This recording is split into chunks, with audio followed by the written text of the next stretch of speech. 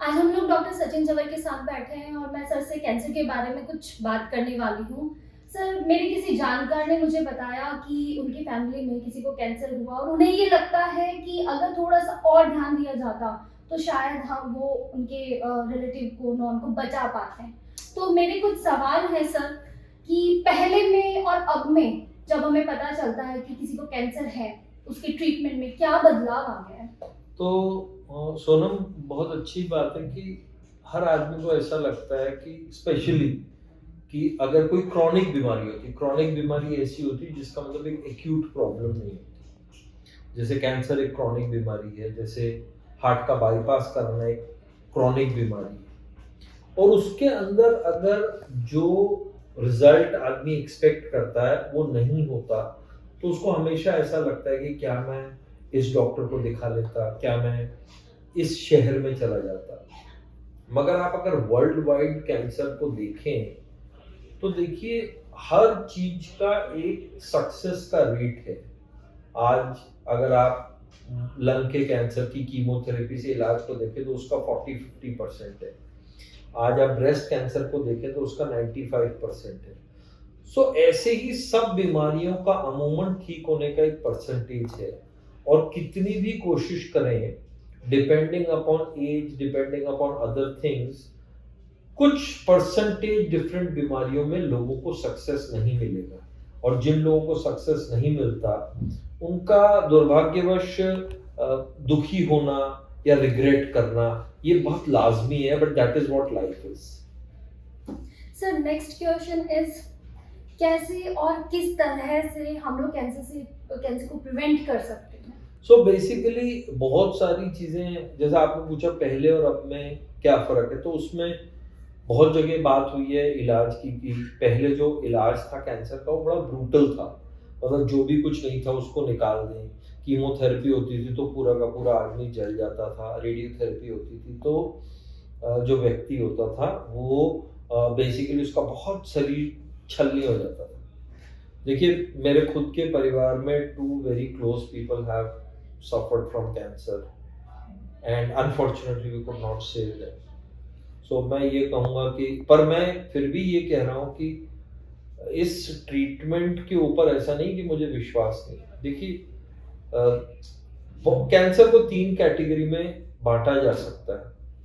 एक वो कैंसर है जिसके ऊपर ऑलमोस्ट हमने विजय पा ली है, जहाँ सक्सेस रेट 80% से ऊपर है। और उसके अंदर ब्रेस्ट कैंसर एक तरीके का कैंसर है, उसके अंदर टेस्टिकुलर कैंसर है, उसके अंदर प्रोस्टेट कैंसर है, उसके अंदर स्किन के बहुत सारे कैंसर हैं। एक कैंसर ऐसा है कि जहां अभी भी 50% के आसपास सक्सेस रेट है। ब्लड के बहुत सारे कैंसर्स हैं, बोन के कैंसर्स हैं, किडनी के कैंसर हैं। इस तरीके कुछ कैंसर्स हैं जहां 50% सक्सेस रेट है, 50% नहीं है। और कुछ कैंसर्स अभी भी ऐसे हैं जहाँ 10% सक्सेस रेट है। जैसे लिवर का कैंसर होता है, जैसे जो फेफड़ों का कुछ तरीके के कैंसर होते हैं, वहाँ बहुत कम सक्सेस रेट है, 10% सक्सेस रेट है। पर जैसे जैसे साइंस एंड टेक्नोलॉजी डेवलप हो रही है, इन सब चीज़ों में इम्प्रूवमेंट हो रहा है। सो prevention of cancer is a very very important aspect. और अब आप देखेंगे कि अगले 4-5 सालों में जीनोमिक स्टडीज आ रही हैं। तो आपने व्यक्ति की जीनोमिक स्टडी करके और आपको पता लग जाएगा कि उसके ऊपर, उसके अंदर कौन से ऐसे जीन्स हैं जिस चीज का कैंसर उसको हो सकता है। And this will actually revolutionise the cancer prevention. And उसी तरीके से फिर हम उस व्यक्ति का स्क्रीनिंग कर सकते हैं, ताकि हमें पता चल सके कि कब उसको प्रिवेंशन कर सकते हैं। और बाकी बहुत आम चीज़ें हैं कि तम्बाकू नहीं लेना, खाने पीने का ध्यान रखना, ओबेसिटी का ध्यान रखना, ये सब कुछ चीज़ें एवरेज हैं जो कैंसर के प्रिवेंशन के लिए, एक्सरसाइज करना। और ये सब चीज़ें खाली कैंसर को नहीं, डिजीज को, बहुत सारी डिजीज को प्रिवेंट करती है, वो आम है। बट ये जो जीनोमिक्स वाला पार्ट है, this will actually change how we look at cancer prevention in future. Sir, early detection की अगर हम बात करें तो आप क्या बोलना चाहेंगे? सो बेसिकली देखिए, बहुत अच्छी बात है। और इस बार जो कैंसर वीक है उसके अंदर आप लोग करना भी जा रहे हो, तो 2 ऐसे कैंसर हैं, एक ब्रेस्ट कैंसर है और एक सर्वाइकल कैंसर है।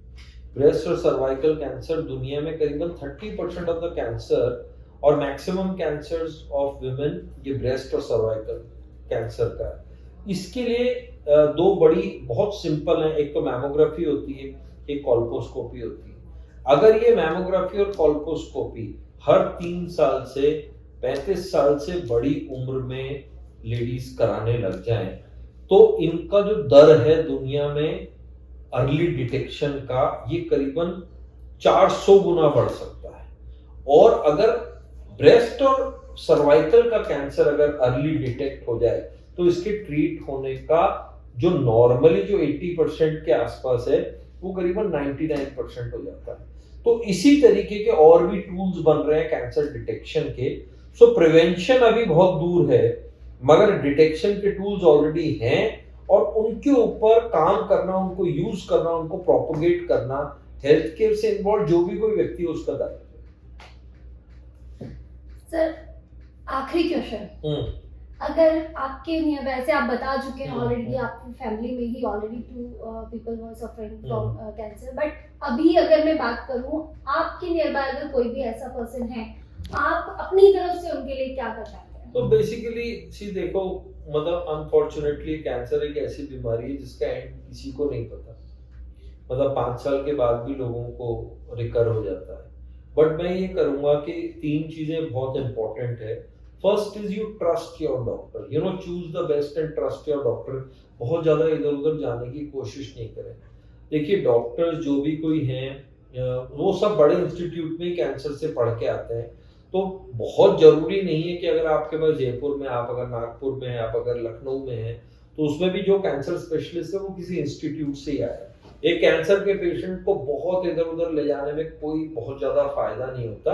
आप उसकी रिपोर्ट्स टेलीमेडिसिन के द्वारा और टेक्नोलॉजी के द्वारा जिस भी जगह भेजना चाहे भेज सकते हैं। बट जहां तक हो सके अपना जो कैंसर का पेशेंट का जो इलाज है वो एक स्पेशलिस्ट द्वारा अपने घर के पास रखवाएं। कोशिश करें कि मैक्सिमम समय वो अपने घर में अपने लोगों की तरफ, जिन जो चाहने वाले लोग हैं उनके साथ बिताएं, और बहुत ज्यादा उस पेशेंट के बारे में चीजों को समाज में डिस्कस नहीं करें। बिकॉज होता क्या है, जो कैंसर पेशेंट होता है वो बड़ा उसकी जो रिस्पेक्ट है वो बड़ी खत्म होती है जब बहुत सारे लोग आते हैं, बहुत सारे लोग उनसे चीजों को पूछते हैं। उसकी कैंसर पेशेंट के सेल्फ रिस्पेक्ट का ध्यान रखना बहुत इंपॉर्टेंट है। अगर वो बहुत ज्यादा लोगों से नहीं मिलना चाहते, अगर वो बहुत ज्यादा बातचीत नहीं करना चाहते, let them do what they are happy, whether they are getting better, whether they are not getting better.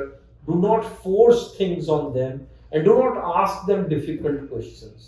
You know, वो अपनी लाइफ के ऐसे पड़ाव पे हैं जहां वो अपने आप से रोज कोई ना कोई सवाल कर रहे हैं, और उनकी लाइफ को आसान बनाना है। उनको जो वो चाहते हैं उसमें खुश रहने दें, उनके ऊपर चीजों को थोपें। Thank you so much sir. Thank you.